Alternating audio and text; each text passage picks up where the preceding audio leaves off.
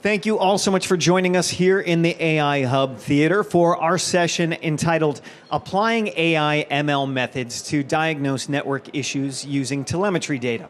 This session will use real-world telemetry data as a foundation to collectively examine and demonstrate the use of diverse AI ML approaches, including large language models, to pinpoint and diagnose issues.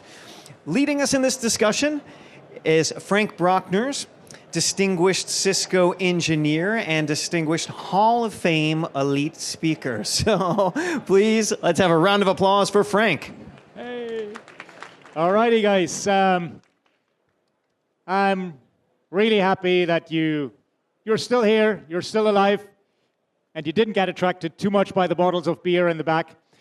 So thanks for joining us.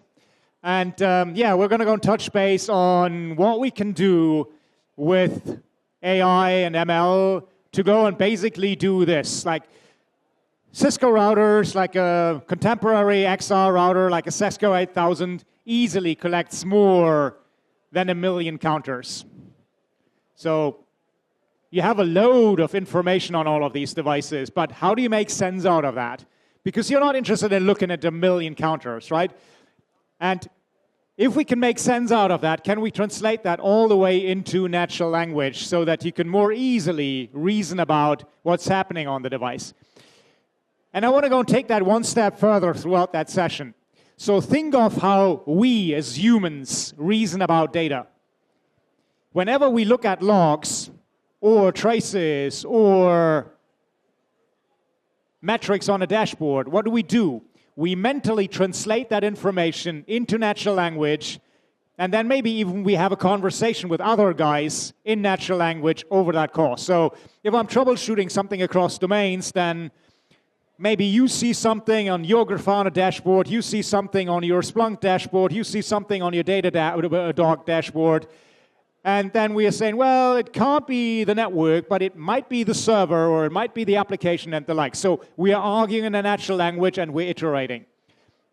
That's exactly what we want to go and achieve in an iterative way. So we're starting off really simple, and hopefully everybody's done that in some shape and form. It's diagnosing logs using LLMs, so large language models and AI. That's the easy part. Then we're taking it one step higher and saying, well, what can we do with metrics, streaming telemetry that we receive from a network device and diagnose that with AI, all the way from anomaly detection to describing this thing in natural language, what happens in the network, and then up-leveling it further and saying, no, let's not look at one device, but look at a multitude of devices across domain boundaries and reason in natural language across multiple domains, multi-vendor, multiple layers. So let's start off simple and diagnose logs using an LLM. So let's think of somebody handed you a log file, this cube flannel log file here, and said, well, can you tell me what the problem is? So that might be your log file, right? You look at this thing, and maybe you're grabbing for keywords like warning or error. Maybe that helps you. Maybe it doesn't help you, right? Maybe there isn't anything that is called traceback in that file.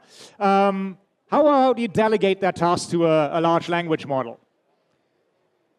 In many cases, log files are pretty large, and they might not fit the context window, right? So I took an example here, like my file was like 4,400 lines. And if I try to go and fit that into ChatGPT, like this is 200,000 tokens. So it wouldn't fit the 128 token window. Yeah, well, problem, right? Yeah, then you can say, well, I'm going to go and try Gemini, but I'm going to go and find you a log file that is larger. So we have to go and reduce this thing and compress it a little bit without losing the information that is in there. So we have to filter that log file for relevant information. And one thing that works quite well, especially with log files, is a very simple statistical method where you basically sort the file based on the relevancy of the tokens that are in that file. And token frequency and verse document frequency is a method that we use to go and distill keywords in documents. And the idea is to have rare lines bubble up to the top, and information that is frequently seen in the document go down to the bottom. So rareness is a measure of importance in that document. And I can use this to go and sort that file. So that might be my starting point file here, and this is the right-hand side is this sorted up metric where rare information goes to the top, frequent information sinks to the bottom. And let me go and just select the top 10 out of this individual long log file. Those top 10 files, so those are the rarest entries that I can go and find in there. And if I look at this, maybe if you have some human intuition, you might see the interesting things like Bootstrap done. That's not interesting, but there's something here around flannel, subnet. Yeah, maybe. Maybe you can interpret that file already a little bit yourself, and you have an idea. But how about me now feed this directly into a large language model? Like I use GPT 4.5, but it works well with 4 as well. And we're saying, well, you're an IT ops engineer. Your task is to diagnose an issue. And it's down there, and it's retrieved from a log file. And we sorted the log file using TF-IDF. And do the following. First, tell me what the issue is, create a technical description of the issue in no more than 100 words, and consider even the syslog file's name, and then propose a resolution for that issue. And be technical and specific. And I'm just pasting my top 10 lines that I got after kind of the relevancy filtering in here. And if I scroll down, you see exactly these log files that I put in. And if I now ask it to go and execute this whole thing, surprise, surprise, what the outcome will be is it comes up with a technical description, says, well, the issue occurs on a Kubernetes node with these individual IP addresses. We saw that earlier on. And that there is indeed a config failure. It's a missing configuration for the flannel v6 subnet. And it even suggests me to go and resolve that by configuring correctly the flannel subnet in the config map, which is exactly the issue that was contained in there. So no traceback, no error, no warning. So grabbing would have been hard to go and find that. With this method, you can go and do it relatively quickly. So who has tried putting logs into an LLM? Many of you, right? So this shouldn't be anything new, but the helpful thing is, and we can go and take that as a conclusion, as a takeaway, is LLMs do understand logs. It's part of the training data. It's part of the information that went into the corpus that was used to go and train an LLM. They have seen it. And they're helpful in diagnosing these things. Now let's up-level this thing and see what we can go and do with a harder problem. A harder problem is streaming telemetry information. So stuff in metrics format, time series. And the idea is, again, like, can we transform a time series into something that an LLM can interpret? And before I do this, I need to look at the time series. Then I need to go and look for change points in the time series. So when something interesting happens, and then I need to look for a description of these change points. And one way to describe a change point is by selecting a few representative counters for that change point. And the description of that counter, the sensor path, is a load of information that an LLM can then ingest, digest, and translate into natural language so that we can, as a human, understand it. So that's the idea, and we're going to go through that journey. Here's my example lab network. 2-stage class, leaf and spine, 100 gig links. We're running BGP into the fabric.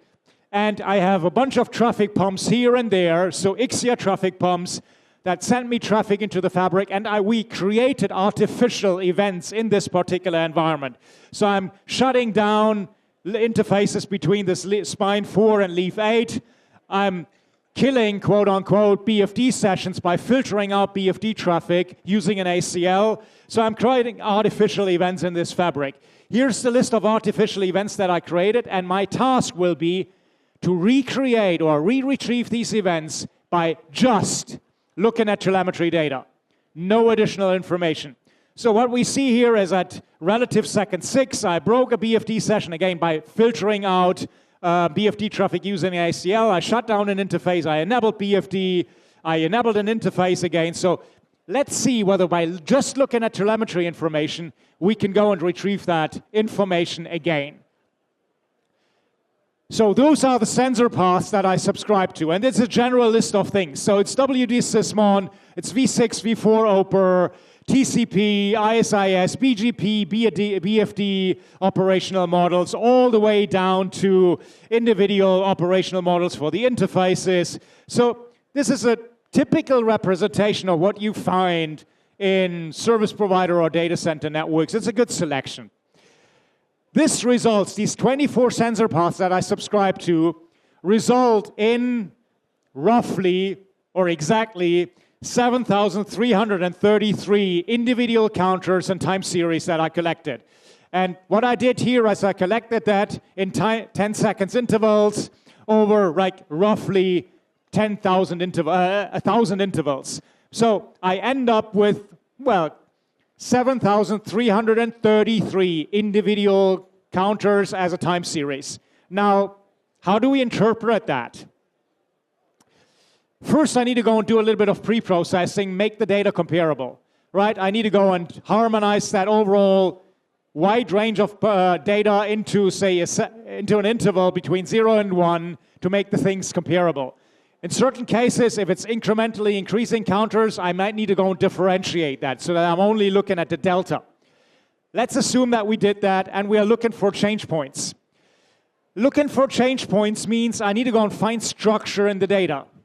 And one thing that we found is if we create a projection of the data into 2D space, and we used T-distributed stochastic neighbor embeddings here to T-SNE, structure is revealed in the data, which is awesome for a data scientist. So what you see here is I started the thing here, and every point that you see here is a projection from high dimensional space, 7,000 dimensions, into 2D.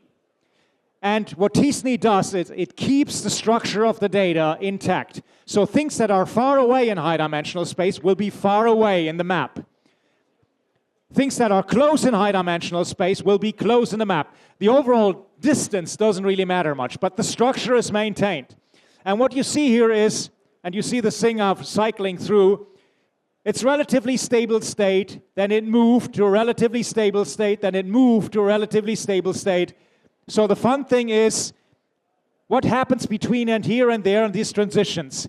And if I now, and you see these little red dots here, I colored the points that actually correlate to a particular event when I change something.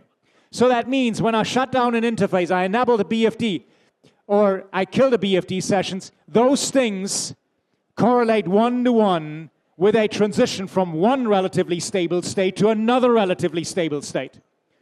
And that means from a data science perspective, this allows me to go and retrieve these clusters and then say, okay, from this cluster to that cluster, I have a change point. Something happened. So I can do in here, I can use something simple like dbScan to go and detect these clusters, and then the transitions between these clusters are my change points. So first problem solved. I can find the changes again. I'm not yet sure what changed, but something changed. Now, next question, how can we describe the change? And simple intuition would say, well, let's look at the counters that changed. The problem is, in a router, almost every counter changes all the time. Why? Because they're all traffic dependent, right?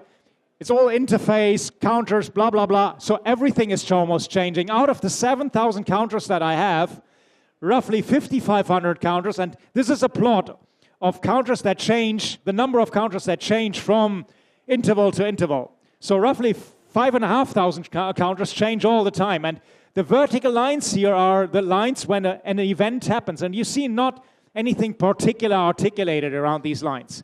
So just change isn't good enough. What do you do if you have a problem like that? You ask a PhD student to spend 3 years of his life to solve it. That's what we've done. And Thomas Felton solved that for us. And he came up with a pretty smart idea. He said, well, let's look at not only that something changes, but let's look at how the counter changes. Because certain things are not interesting. If you only have a spike in the amplitude, it's not so interesting. If we have a step function, it's interesting. So the type of change is interesting. And the second thing is, and that goes back to what we did with TF-IDF, some counters that happen frequently, all the time, are not so interesting. But counters that rarely show up, but then at some point frequently show up, they are really interesting. So rareness, so something that you rarely ever see, but then you suddenly see a few of them, that's interesting information. So we use the frequency or the rareness of change, of seeing a particular counter as information to highlight a particular counter or demote a particular counter. So if we look at certain statistics, like TCP connection statistic we saw all the time, that's not interesting to us. But certain interface stats that we hardly ever see, those are interesting. And now if we use this as a metric, we can filter things.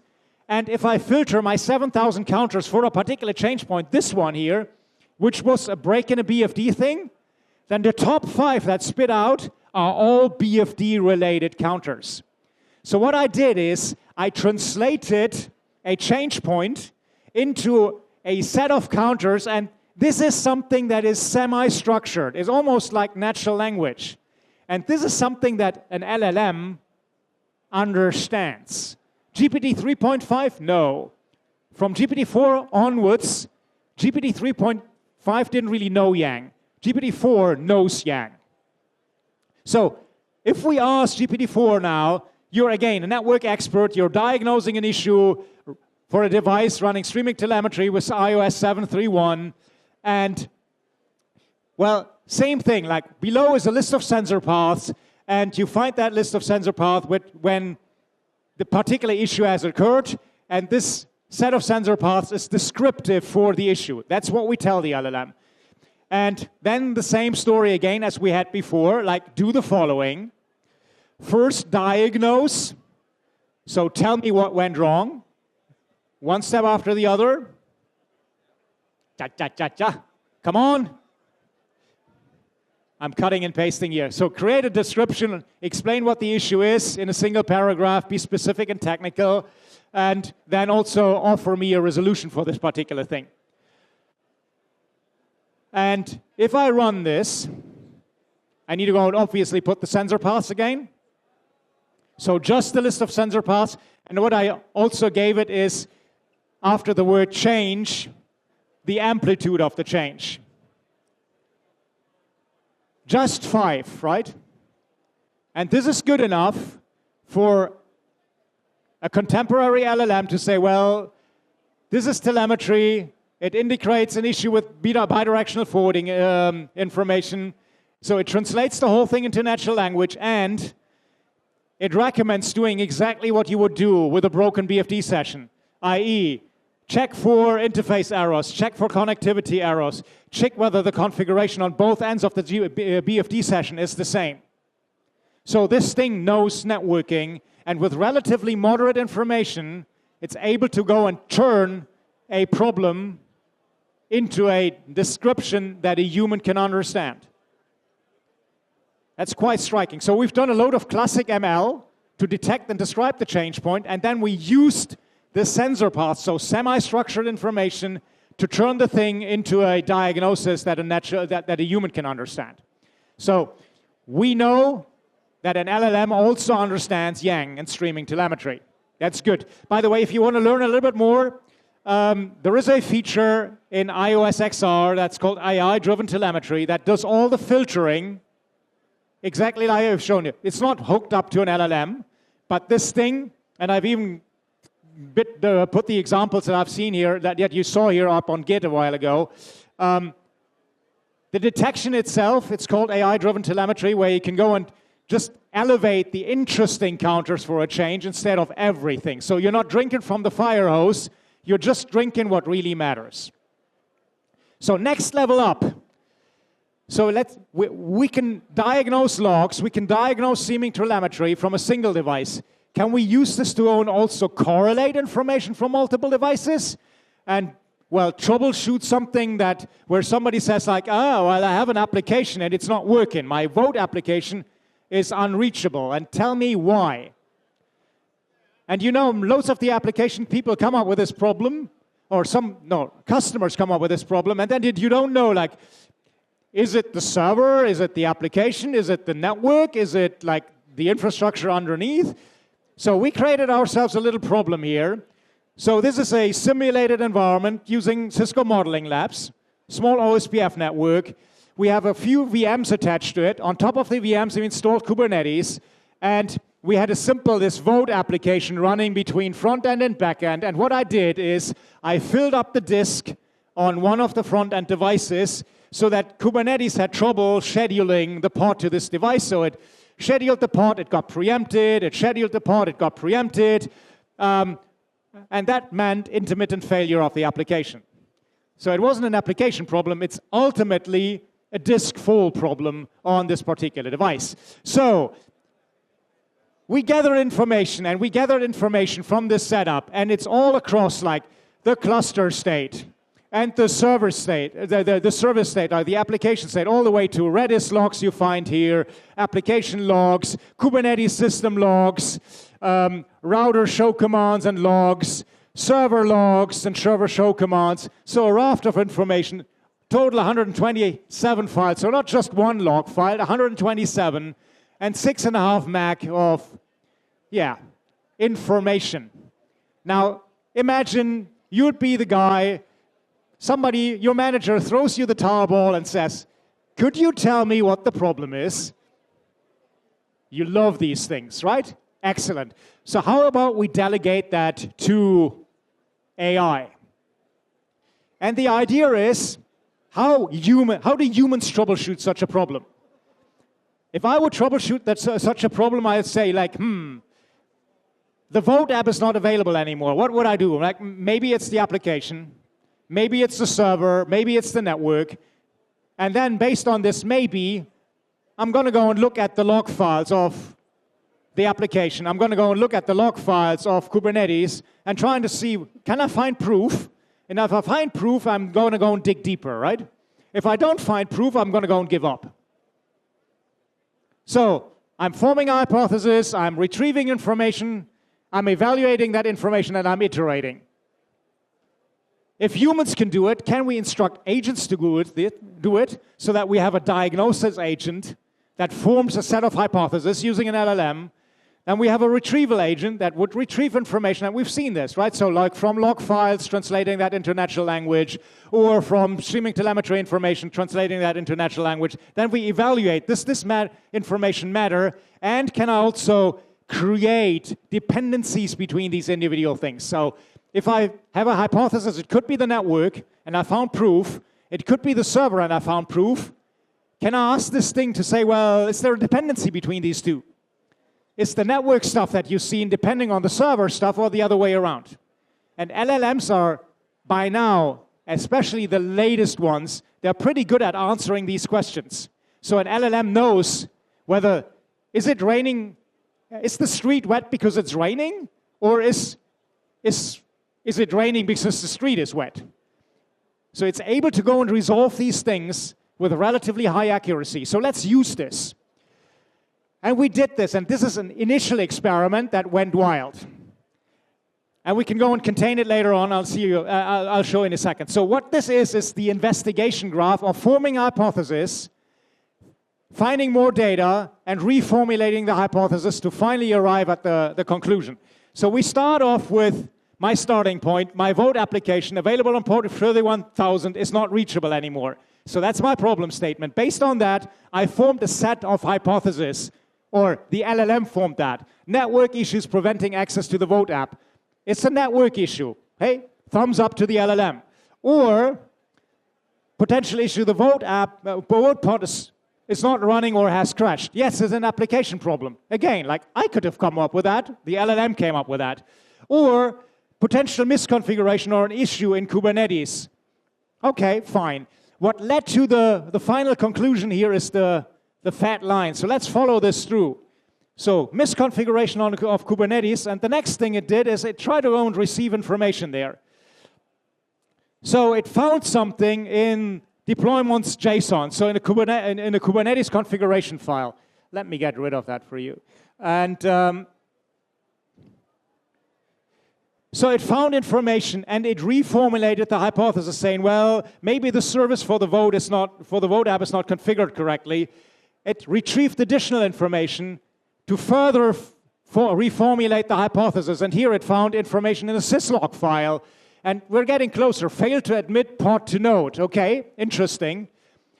We are reformulating the hypothesis. Say maybe the node was low on resource for ephemeral storage, and we found the final proof along with like the conclusion. The node is experiencing disk pressure due to low ephemeral storage, which prevents the vote pod from being admitted to the node. So I can go and summarize this now nicely, the overall path, and it's a nicely readable recipe. So one problem, how do you know, Frank, that this was the right path and everything else was rubbish? So this thing wasn't good enough because we were starting to branch out and we were rat-holing, or the LLM was rat-holing all across.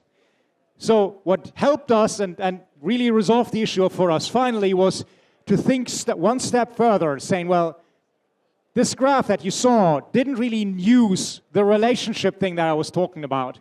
So is A dependent on B and B dependent on C, so that I can further reduce the graph and bring these edges together again, so that I'm not only branching out.